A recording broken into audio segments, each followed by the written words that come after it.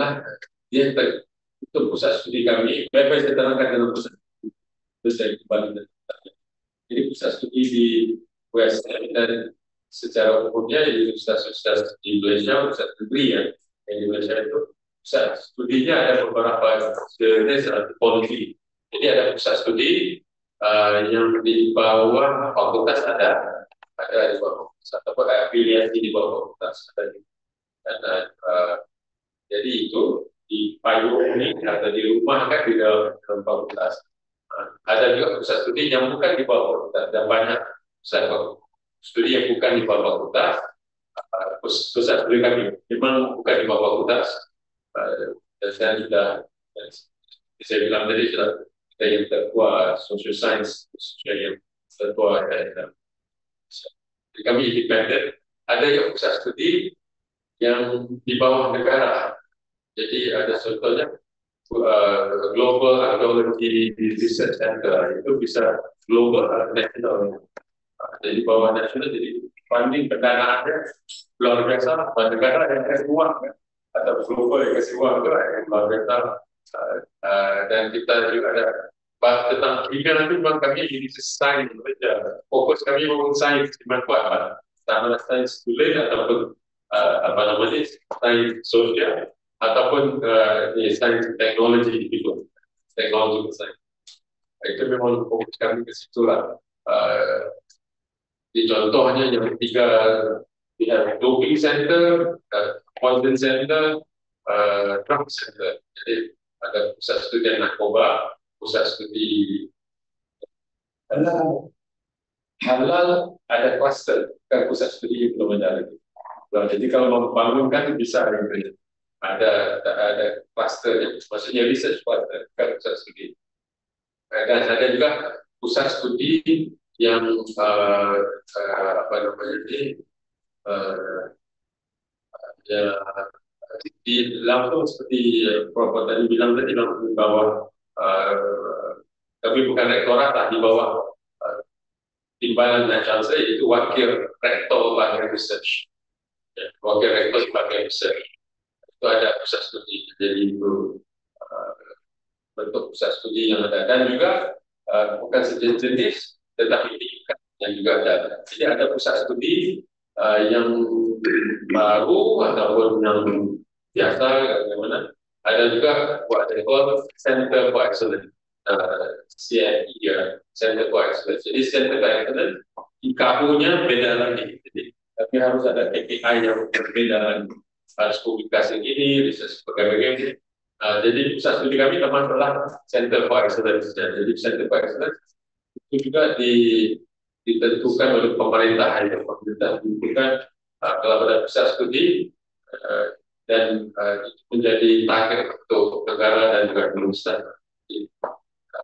Jadi ada tingkat ataupun tahapan kayak akreditasi A gitulah, A, B, C itu konsep pusat studi. Apa namanya ini? Adakah mahasiswa yang banyak? Ya, mahasiswa yang banyak biasanya. Tapi kadang-kadang disediakan oleh universitas juga, tergantung universitasnya.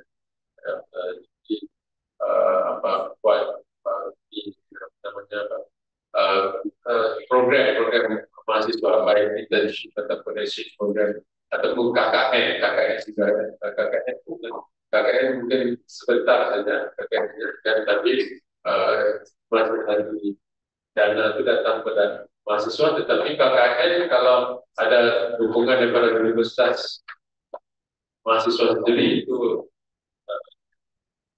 membantu lah sebenarnya. Baik tentang kolaborasi mahasiswa tentang publikasi tersebut. Jadi ada research tertentu di mana hasilnya adalah menyumbang kepada publikasi. Akhirnya ada publikasi. Jadi kalau research tersebut, proyek-proyek tersebut, apabila mahasiswa terlibat dalam proyek-proyek tersebut, maka akan dilatih juga ataupun terlibat juga dalam proses penulisan. Tetapi publikasi ada beberapa jenis publikasi. Karena kami juga bisa di kebijakan. Jadi ada publikasi berbentuk dibilang policy brief. Jadi publikasi berbentuk untuk menasihati pemerintah tentang sesuatu kebijakan.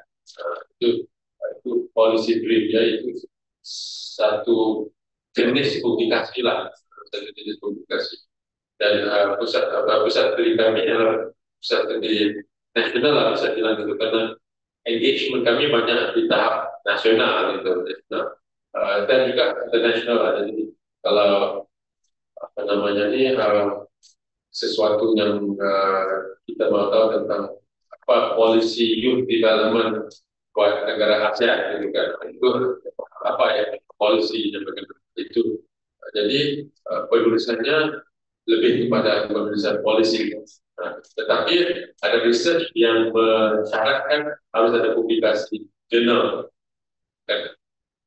Ada riset banyak, riset itu kan, riset yang dengan pemerintah sering ada apa syarat publikasi apa jurnal itu. Apabila itu terjadi, maka mahasiswa akan terlibat di dalam proses itu juga. Jadi pelatihannya termasuklah pelatihan dalam bentuk qualitative analysis to publication ataupun quantitative analysis to publication. Itu apa namanya, dan kami ada statistician juga di kalangan dalam melakukan pelatihan tersebut lah. Dan kadang-kadang itu apa namanya ini yang kami dengar kan mahasiswa di pernah ada research methodology tetapi tidak pernah aplikasi kan, jadi belajar tidak menggunakan data dan proses data yang ada. Dan biasanya dalam kami saja pusat studi kami tidak ada data untuk pelatihan, tetapi data yang real gitu kan, karena kita pengumpulan data langsung di lapangan dan proses langsung gitu. Jadi kita akan mengajar tentang kalau kuantitatif, data cleaning, data quality dan sebagainya, kita akan lakukan lah, itu ada proses. Jadi itu konteks tentang publication ya, apa namanya, kita policy brief contohnya itu mungkin dari satu sisi keunikan pusat studi kami itu ada keunikannya tentang policy juga selain jurnal yang biasa, karena kita ada contohnya, kita ada diskusi ini, kemudian kita akan diminta untuk menulis how do we come up with policy untuk mengatasi masalahnya, apa policy yang kita bisa kembangkan dari seminar ini ataupun daripada diskusi ini untuk dijadikan satu policy brief kepada pemerintah. Jadi policy brief, briefing ya, dari istilah briefing. Briefing ya. Jadi itu is a kemahiran tak, jadi bisa dimasukkan dalam apa namanya itu CV mahasiswa juga. Saya boleh jawab tentang jadi buku asli tentang pertanyaan tentang 4 fakultas webinar itu maksudnya bagaimana itu?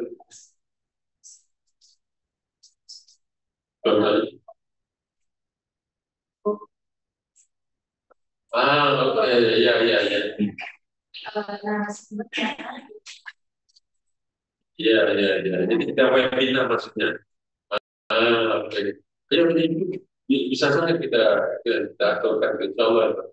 Dan apa namanya itu, kalau begitu tidak semestinya visiting professor kan, kalau atau visiting lecturer kan. Visiting lecturer sering bermaksud tempatnya bukan virtual visiting kan. Ya, visiting kan. Jadi ini preparing. Oke.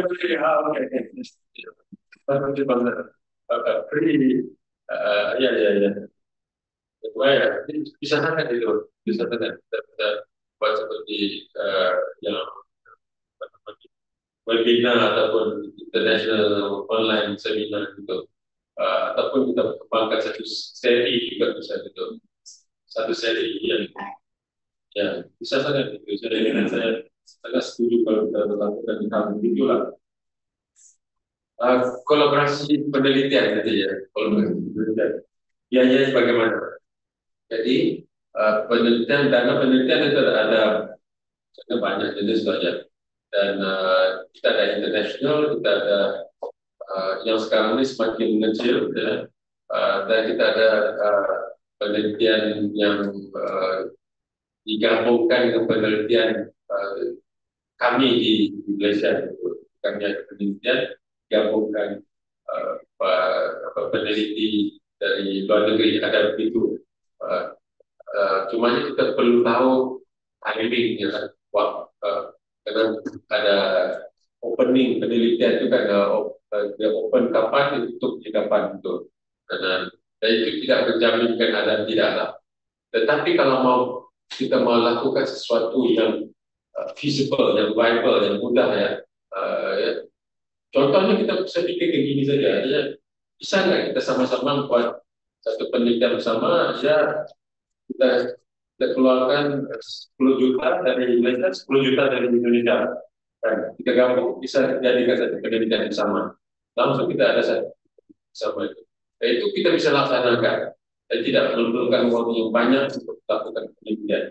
And it is real. Kita bukan membuat sesuatu pembohongan, ya. Kita memang melakukan penelitian benar itu. Dan untuk uang sekian banyak sudah kita bisa buat kumpulan data kuantitatif atau kualitatif atau berbentuk online analysis juga bisa itu. Tapi saya ingat hal itu apabila ada seed money, itu bisa kita bangunkan kepada penelitian yang lebih besar. Jadi contoh itu yang kita buat kemarin-kemarin yang bisa ada Dr. Sumianto itu. Ya. Jadi saya ada ada sebagai research partner, ya, principal investigator istilahnya dalam satu penelitian internasional sama Swedia. Jadi saya dengan partner Swedia, kita menjadi partner dari Indonesia juga. Itu juga ada ceritanya. Kemarin saya menjadi partner dari Jakarta. Ada teman saya di Jakarta, saya itu. Tetapi mereka tolak karena tidak ada publikasi.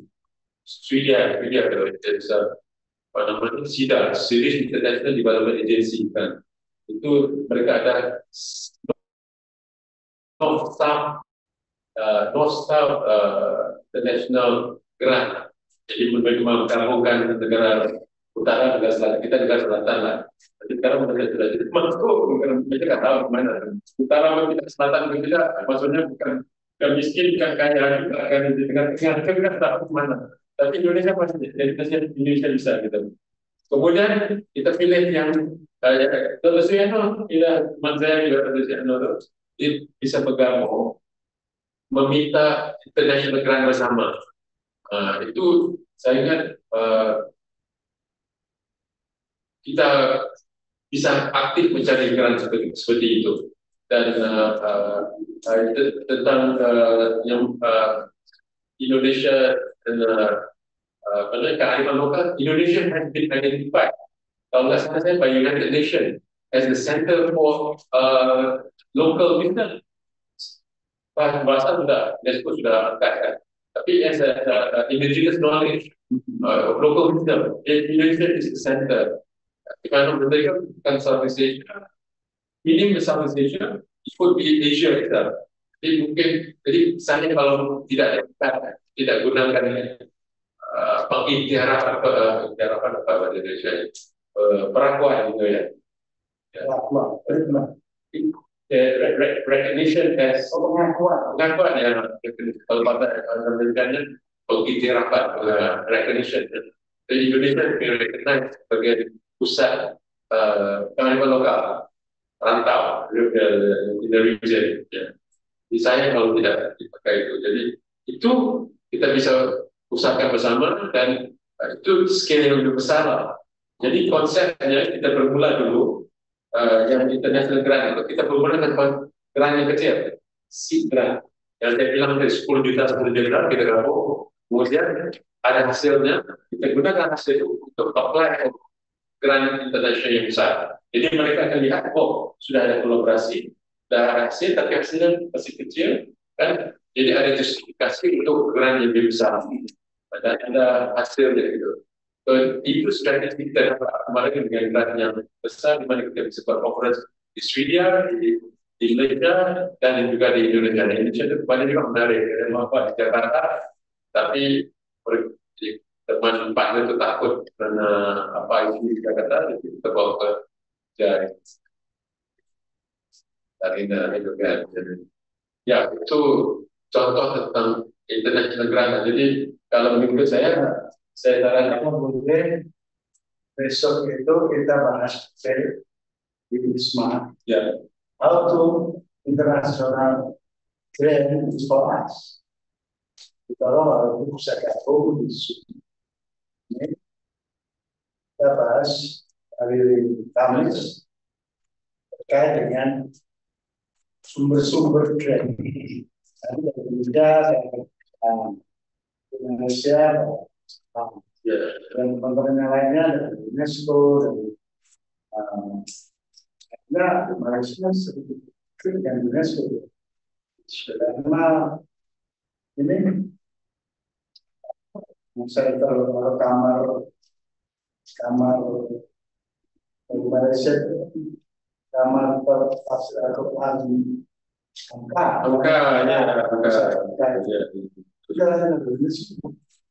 ya. Jadi malam itu kami dijelaskan detail, ya ada konkret apa yang kita kerjasamakan itu ada tetap, ya, supaya tidak mandiri semuanya. Kalau swasta bisa mandiri. Nah, kalau ini nanti itu termasuk grantnya dari mahasiswa itu biasanya kami 50-50, separuh Pak, separuh. Umroh juga begitu separuh. Saya ini barisan kurang dari umroh ini. Kita nggak ada di situ, nggak ada. Ya, saya Pak Ansori dari keterangan aja. Maka itu yang saya ingin sampaikan dari yang terakhir saya bilang tadi, yang kami delegasi kami yang di Malang itu ingin lakukan itu. Jadi mereka ke Malang itu ke site visit ya di situs dan memikirkan kita membawa mahasiswa USM ke sana di Malang. Jadi Universitas Malang akan jadi anchor-nya ke South. Bulan Malang, di Malang. Ini dari Malang. Di Malang. Jadi mereka program. Tapi kemarin ada penilaian research itu juga ada programnya. Jadi saya bilang mereka ketemu juga sama penilaian research itu apa programnya, karena mereka ada program aktivisme mahasiswa. Nah, ada juga mereka juga akan di Surabaya kita perlu ada partner lagi ini. Jadi kalau mahal, jadi kita bisa bawa mahasiswa. Jadi contohnya kita ada program dengan Jepang itu sudah 10 tahun. Mahasiswa Indonesia ke sana, mahasiswa Jepang ke sini. Mula-mula memang susah lah karena Jepang mahal kan. Dan mulai sedikit sekarang kita harus interview, wawancara mahasiswa Malaysia mau ke sana sudah banyak. Sudah lihat bagaimana. Ya, sepatunya. Ya. Baik, itu saja yang saya ada. Last but not least, postdoctoral. Ya, CPR dan policy research memang ada postdoctoral lecturer seorang dari Nigeria, lakukan postdoctoral di pusat studi kami. Cuma postdoctoral degree biasanya dilakukan di dalam masa 1 ke 3 tahun selepas doktoral. Jadi kalau sudah usia-usia saya ini tidak terima lagi doktoral kalau nggak salah.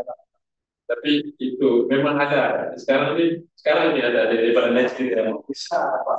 Postdoctoral. Macam ini sudah 5 tahun yang lalu ya. Bukan. Nggak tahu kalau masih diterima sebagai postdoctoral. Ya itu saja. Oke. Terima kasih.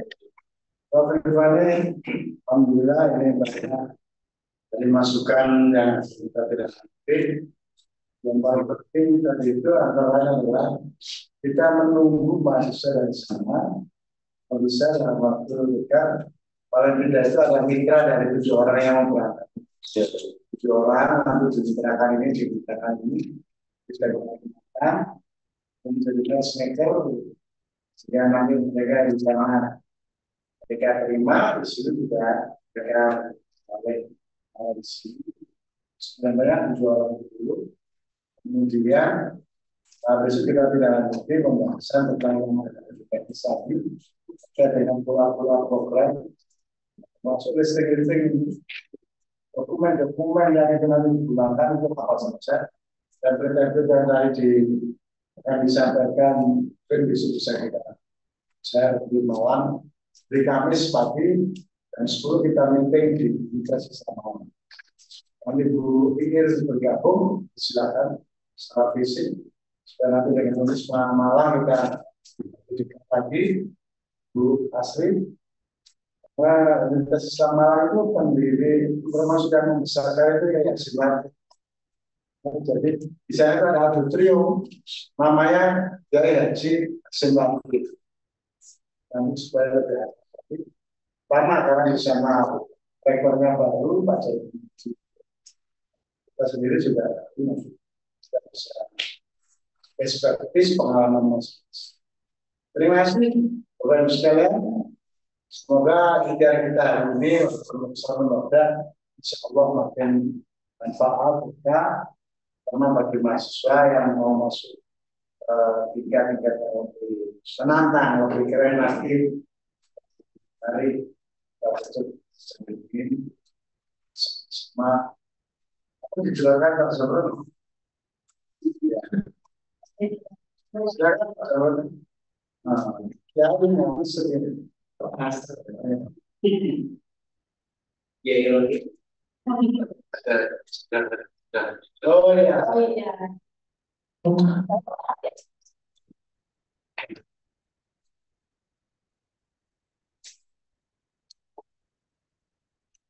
إلى حضرة النبي مصطفى محمد صلى الله عليه وسلم ثم إلى أصحابه وعلى التابعين ثم إلى العلماء المسلمين له الفاتحة. الحمد لله رب العالمين. اللهم صل على سيدنا اللهم إنا نسألك السلامة في الدين وأعوذ من كل جسد وسيدنا في وبركة اللهم بارك وبارك باركنا وما أفضلنا اللهم عليك من الشدة والنجاة من النفس ربنا لا تزغ قلوبنا بعد إذ هديتنا إنك أنت الوهاب يا مسلم يا مسلم سهل علينا كل شيء إلهنا أنت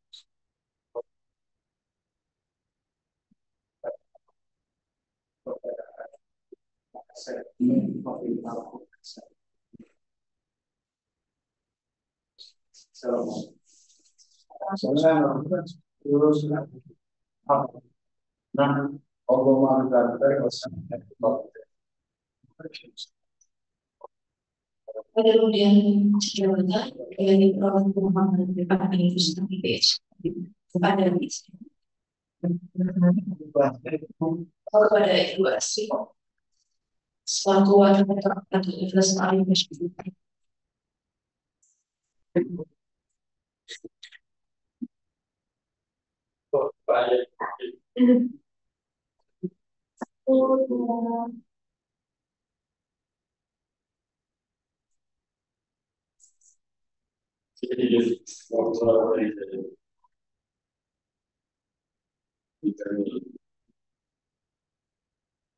Untuk yang laki-laki coba dikasih kopi halus. Tongkat Ali.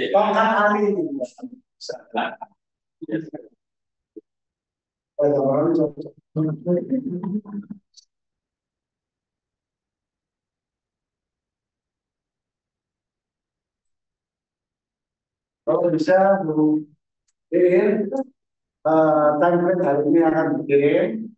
Saya memang baik. Udah kalau bisa. Setelah kepres itu kita terima dokumen-dokumennya.